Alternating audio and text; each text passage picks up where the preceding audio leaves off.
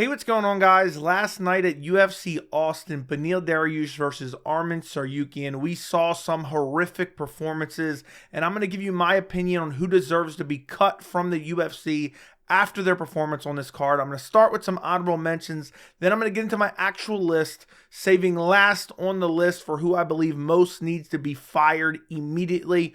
And number one on this list actually has me infuriated. Now, before I get into anything, I have to apologize. I'm losing my voice. You guys have been abusing my throat over the past few days.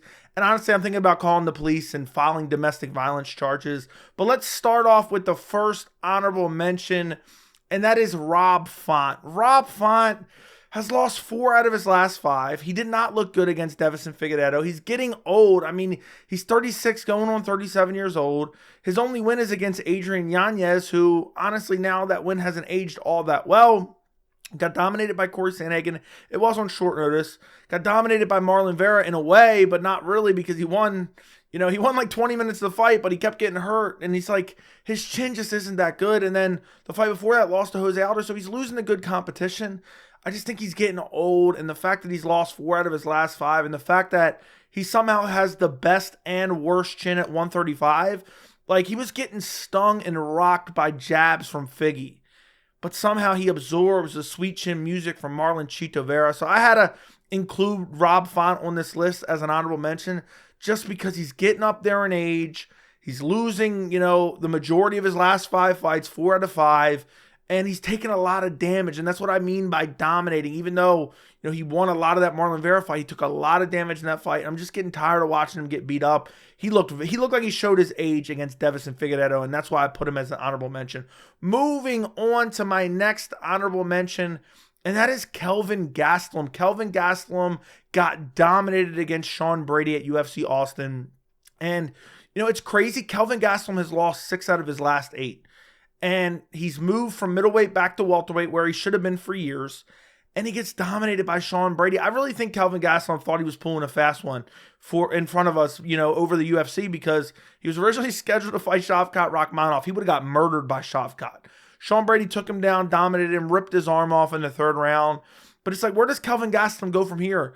He's only 32 years old, but he's been around in MMA years. He's so much older because he's been around forever. And I remember at one point, he was known for his grappling. He was known for his rear naked chokes. Coming off The Ultimate Fighter, he was the guy that took you down, got your back, and looked for a rear naked choke. Now he can't defend a takedown to save his life. And that's what's crazy about it. I know Sean Brady's good, and I know he's known for his grappling.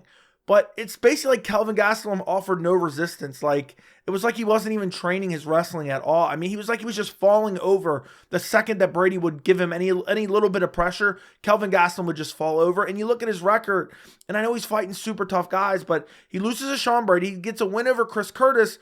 There's that headbutt in that fight, and honestly, without that headbutt, Chris Curtis wins. You look at the fight before that, loses to Jared Cannonier. Fight before that, loses to Robert Whittaker. Last win before the Chris Curtis win was Ian Heinisch. It wasn't even that impressive, and Ian Heinisch isn't that good. Before that, lost to Jack Hermanson. Before that, lost to Darren Till. Before that, lost to Israel Adesanya. And I know some of these fights were close. The Darren Till fight, I actually thought Gastelum won, but I just think Kelvin Gastelum is riding the coattails of being the first one to take the smoke to Adesanya, like his YouTube rap intro, indicates. He's riding off the coattails of a fight that happened 4 years ago. He was too small for middleweight. He really should have been at welterweight these last few years, and now he's down at welterweight. There's too many grapplers for him at welterweight because obviously his wrestling skills have diminished massively. So, Kelvin Gastelum's very, very close to deserving to be cut from the UFC. I don't think it's time just yet, and that's why he's an honorable mention.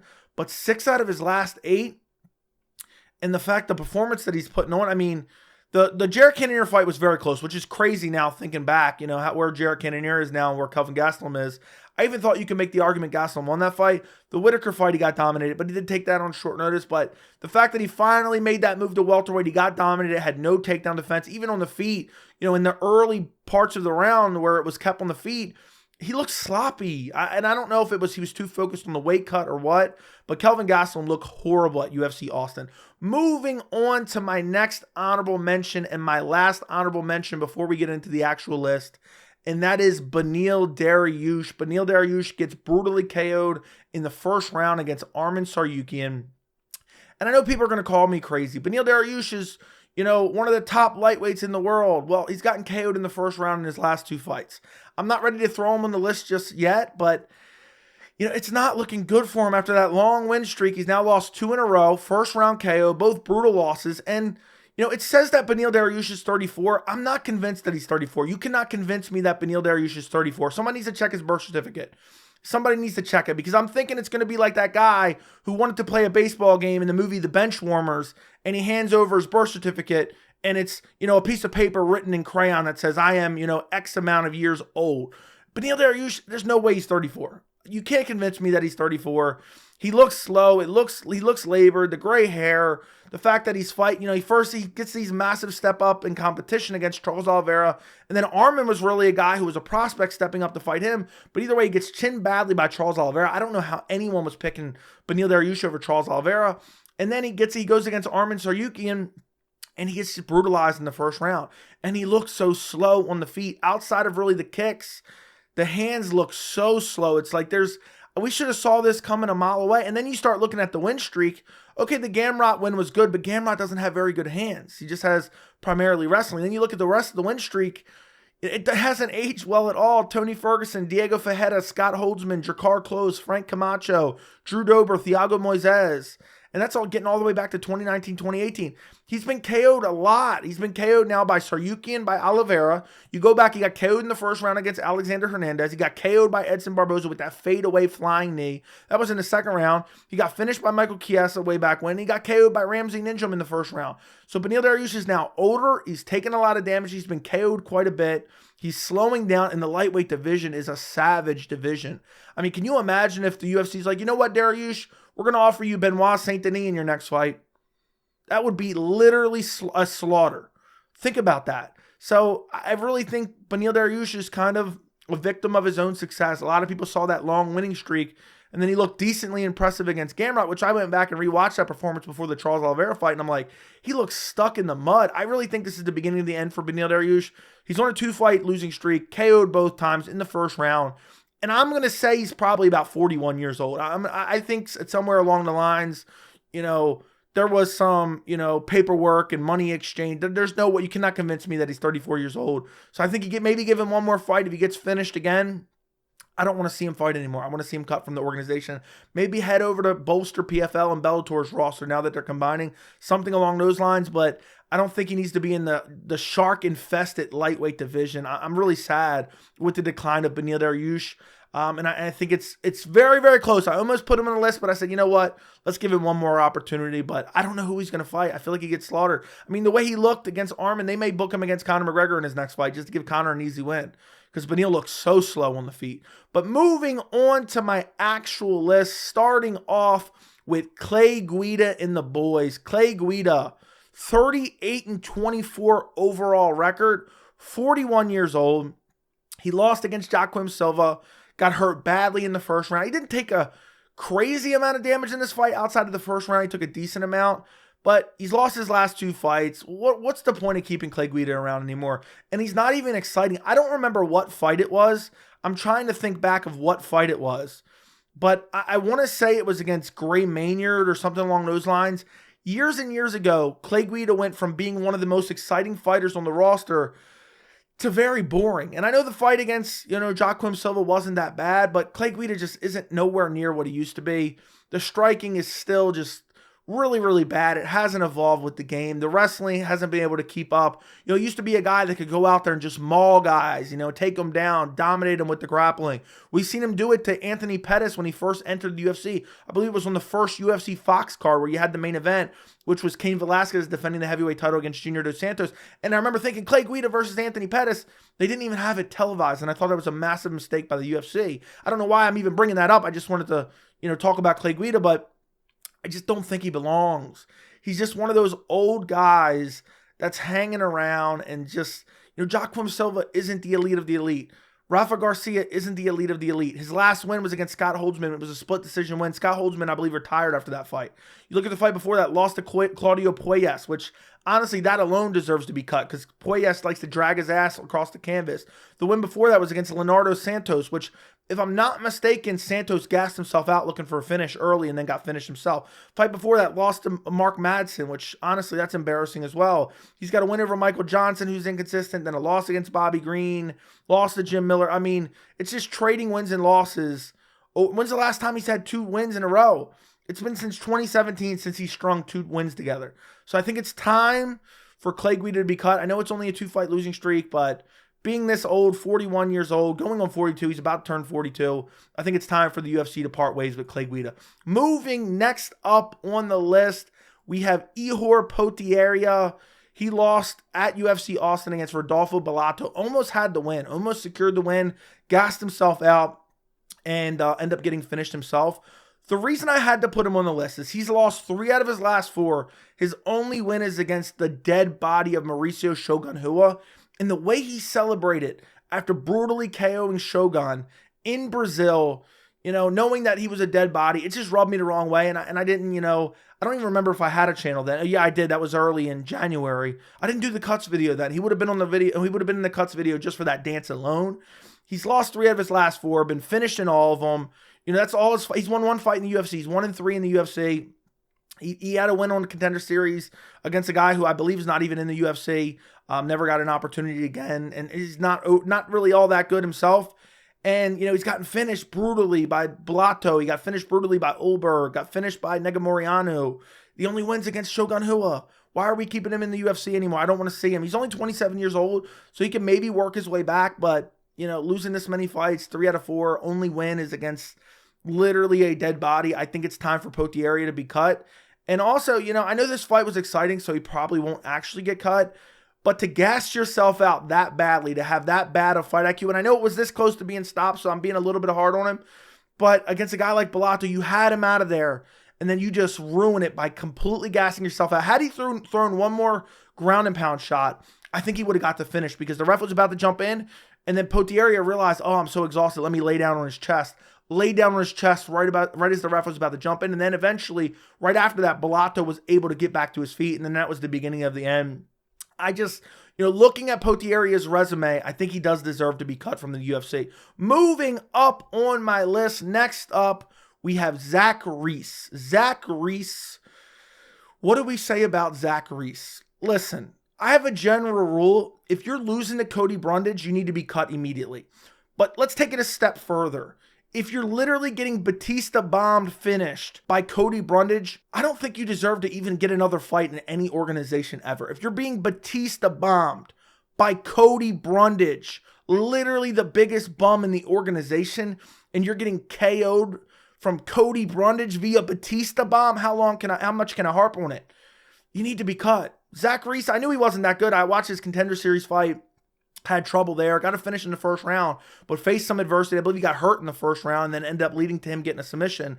But I could just tell, it's a lot of these Contender Series guys, the UFC just wants to pay them low amounts of money, and so the barrier of skill level being brought into the UFC is very, very low. So it doesn't even surprise me that much that he lost to Cody Brundage, even though I thought Cody Brundage, I would favor guys on the street to beat up Cody Brundage. And Zack Reese came in undefeated, holds on to a triangle choke as he's being lifted into the air instead of trying to brace himself for a slam. Just says, you know what, Cody Brundage, I'll just let you slam me on my head and I'll get KO'd. I thought Cody Brundage was honestly going to pin him afterwards and the referee was going to count to 3. That's how bad he got slammed. I mean, Zack Reese, in his hometown, undefeated, loses his undefeated record and loses it to Cody Brundage. You literally got the optimal UFC debut and you fumbled it. You fumbled it so bad. I never want to see him fight again. He almost made number 1 on the list, but luckily there was worse performances at UFC Austin. So he ended up being a little bit further back on the list. But he needs to go win some fights outside the UFC before we bring him back. And even then, I don't think he can ever redeem himself for what he did at UFC Austin. Moving up on the list, second to last on the list, we have Julia Avila. She loses to Miesha Tate and gets absolutely dominated by Miesha Tate. What an embarrassing performance. She offered nothing. Absolutely nothing. And I know she hadn't fought in 2 years, over 2 years actually. Her last fight was June of 2021. I mean, this was a horrendous performance. She got taken down at will. She got dominated on the ground, got beat up with ground and pound, had nothing to offer, and then tapped when Misha wasn't even squeezing yet and it was a neck crank. So she just immediately taps it. I want out of here. Get me out of here quick. Please save me. I want out of here. And then was like pointing to her throat. I thought maybe she like choked on her mouthpiece or something. I'm thinking something seriously is wrong. And then no, nothing. She's like, you know what? I want out of here. Now, granted, Conor McGregor taps to neck cranks as well, but at least they're fully locked in before he tapped to it. Julia Avila, she has no heart. She's 35 years old. She has one win since 2020, and it's against Julia Stolarenko, which is an okay win. She literally looked like she was 75 years old in there. Looked like she was 75. And I know I've been saying that about a lot of people who fought on this card, but she looked horrific. And what really grinds my gears about this performance is she made people think Miesha Tate is good. Some media member, and I did an entire video about Dana White's post-fight presser. I'll link that down below if you want to go check it out. But some media member literally asked Dana White, do you think Miesha Tate's back in title discussions at 135 with this win? That's Julia Avila's fault. That is her fault. And Miesha Tate's a bum. She's won like one fight in the last 4 years. She's won like 2 fights in the last like 8 years. And now people are talking about her in the title discussion. That's how dominant of a performance she put on over Julia Avila. One of the most low-level, disgusting displays of mixed martial arts I've ever seen was from Julia Avila. And honestly, she really deserved to be number one, but somebody bailed her out on this card, which we're going to get to in a second. 35, inactive, not good. I mean, no skills. It looks like you pulled her off the streets, pulled her off the couch and said, hey, we need someone to fight on this card. You want to make 12 grand? If you win, you get another 12. We'll throw in another 12. And if you really get a finish, we might give you some front row power slap tickets. You can sit next to Jamal Hill. That's what it felt like with this fight. She looked horrible, got dominated, tapped easily. Never want to see her fight again. And honestly, if she does, I'm probably going to skip it. Moving on to my number one cut on the list. And this one I'm quite passionate about. And that is Carrie Hatley. Carrie Hatley is a disgusting human being. He needs to be fired immediately. This is the referee that refereed Jalin Turner versus Bobby Green. I've very rarely seen a performance this bad by a referee. The only ones that come to mind that were this bad in recent memory was, I believe it was Carlos Hernandez versus Dennis Bondar, where a guy got slammed. He was unconscious from the slam because they bumped heads on the slam. Then he proceeded to let Hernandez elbow him like 6, 7, 8 times. Just his head flat against the mat, unconscious. And I don't remember exactly what referee that was. I don't think it was Carrie Hatley. But this stoppage was right up there with that. Another one that I want to mention. If you haven't seen this one, this was probably the worst stoppage of all time. It was by Herb Dean. It was CB Dalloway like 4 or 5 years ago against some Russian guy. And he was curled up into a ball, similar to what Bobby Green was doing kind of once he got dropped. And this guy was just beating the piss out of CB Dalloway. And Herb Dean didn't do anything. And this went on for like a minute and a half. I'm being dead serious. Like a minute and a half of what happened to Bobby Green, this happened. Herb Dean overseen this. And CB Dalloway was just getting wrecked, right? And the best part is, Herb never even stepped in. He waited till it got to the bell, and then he told CB Dalloway, keep in mind, CB Dalloway's laying there basically dead body, completely dead body. And he's like, get up, go to your corner, get up and go to your corner. CB Dalloway never even acknowledged it, didn't get up. Herb Dean finally waved it off. That's the worst stoppage I've ever seen. Even CB Dalloway came out afterwards and said, Herb wasn't protecting me in this fight. I'm disgusted with what Herb did. And that's similar to what Carrie Hatley did here. You had Jalin Turner. I think he hurt him with a right hand, then landed a left hand that dropped him. He was basically done right there. Now, I've only rewatched it one time. I counted 19 unanswered shots. This is going to affect Bobby Green for the rest of his career, and he's already up there in age. He's already been KO'd in the past. I mean, the fact that he's laying there, face down in the mat, just getting smashed by Jalin Turner, full torque, just turning over shots, just banging right on Bobby Green's head that's laying almost flat against the canvas. He's not moving at all. And he's just getting smashed over and over and over again. And Carrie Hatley, I don't know what is he doing? What is he looking at? Supposedly he apologized. He was remorseful afterwards. That's what Dana White said. I don't care. I mean, I don't care if you're sorry. You can't make that type of egregious error, you're not allowed to be that incompetent. What is he thinking about in that moment that he's like, you know what? This guy isn't moving at all. And I'm going to let him take basically 25 to 30 seconds of unanswered shots, full extension from Jalin Turner as he just posted up over him, beating him to death. He let Jalin Turner act like he was Jamal Hill and Bobby Green was his brother. Honestly, Somebody needs to be charged with domestic violence, in my opinion, after that performance. Carrie Hatley should be at fault. It was disgusting. It was absolutely disgusting. I mean, Carrie Hatley, per sources, said to Bobby Green afterwards, "You're only safe because I allow you to be safe." And he didn't allow him to be safe there. He allowed him to get absolutely pulverized by Jalin Turner.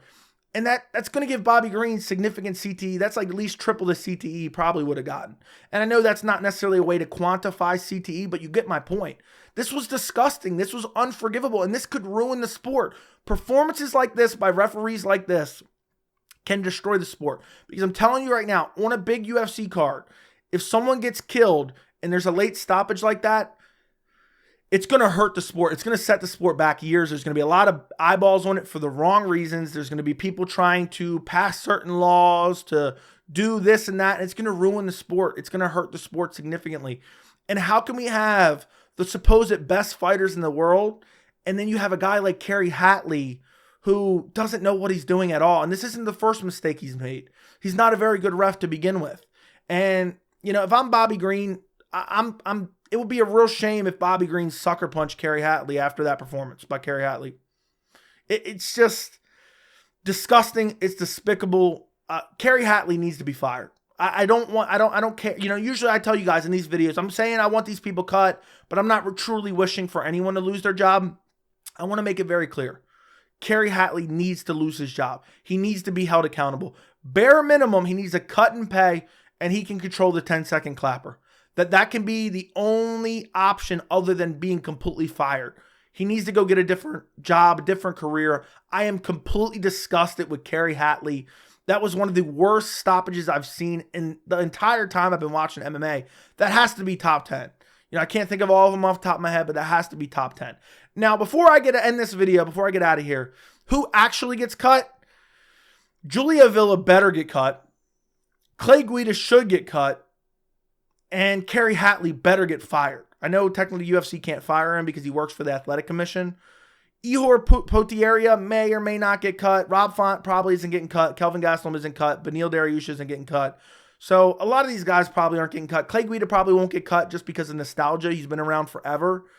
But I think at least bare minimum, I would say Julia Villa, I would say 85% chance she gets cut. But the roster of that division isn't that deep anyway, so they may just hold on to her.